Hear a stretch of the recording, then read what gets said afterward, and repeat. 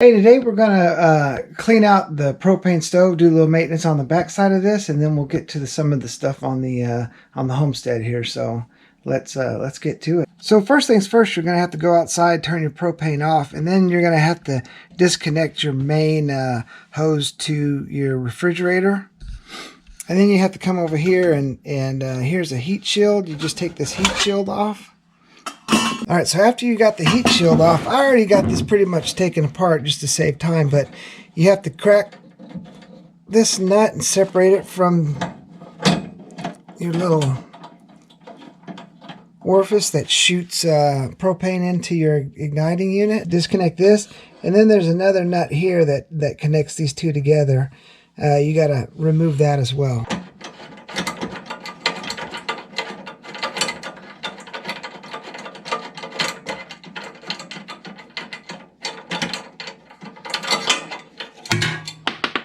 There we go. So you take this apart here.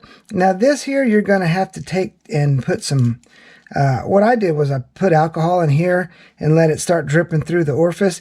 And then I took some compressed air and blew into this. It says do not stick a nail or a pin or anything in there. And it's too small for a pipe cleaner or anything. So I wouldn't even stick a pipe cleaner because of the wire and the size of the hole.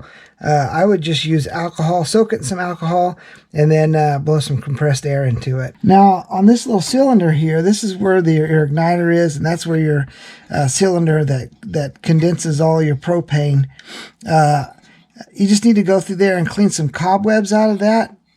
You can use a brush, or like for what I did, I have compressed air, so I just shot compressed air through there.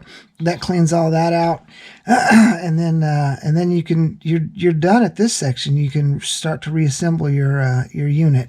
The other thing I do is go through here, clean all your fans, clean all your hoses. I still have to wipe some stuff down.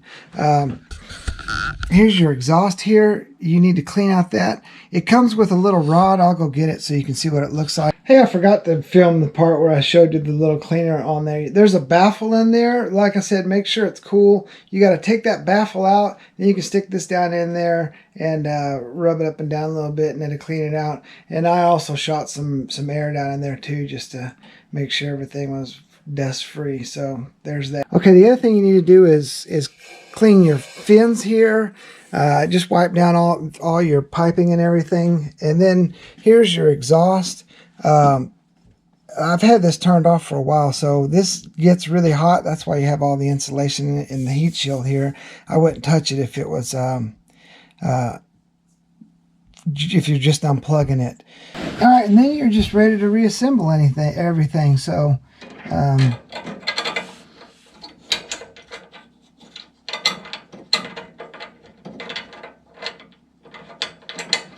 getting this thing threaded could be a little tricky because it's tight. It's a tight working space, but once you get it started, it goes back together pretty easy.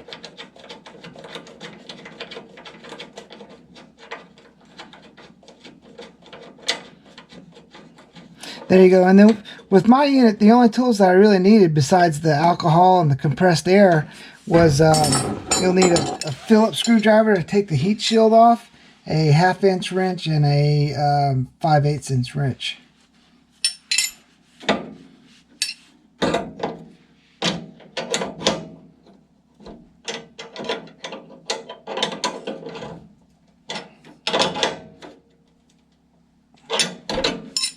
Alright, now we got that back together, we can screw our pipe back on.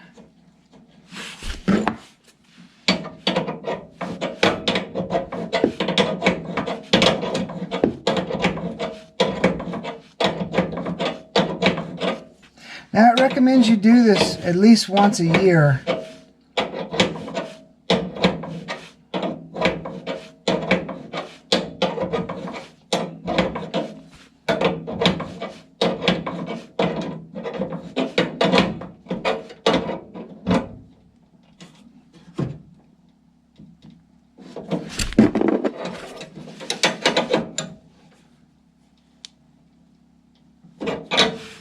There we go. And put our heat shield back on.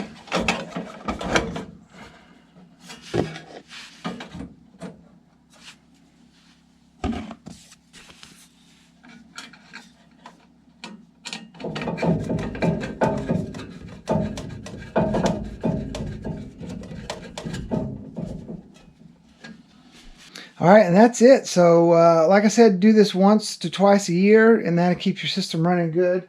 And when you hook it up and turn everything back on, they sell a solution where you can check for leakage, but you could really just use some soap and water and just look for bubbles. So that's what I would recommend doing, is when you hook everything back up, put a little soap and water on it and see if you got any leaks coming out.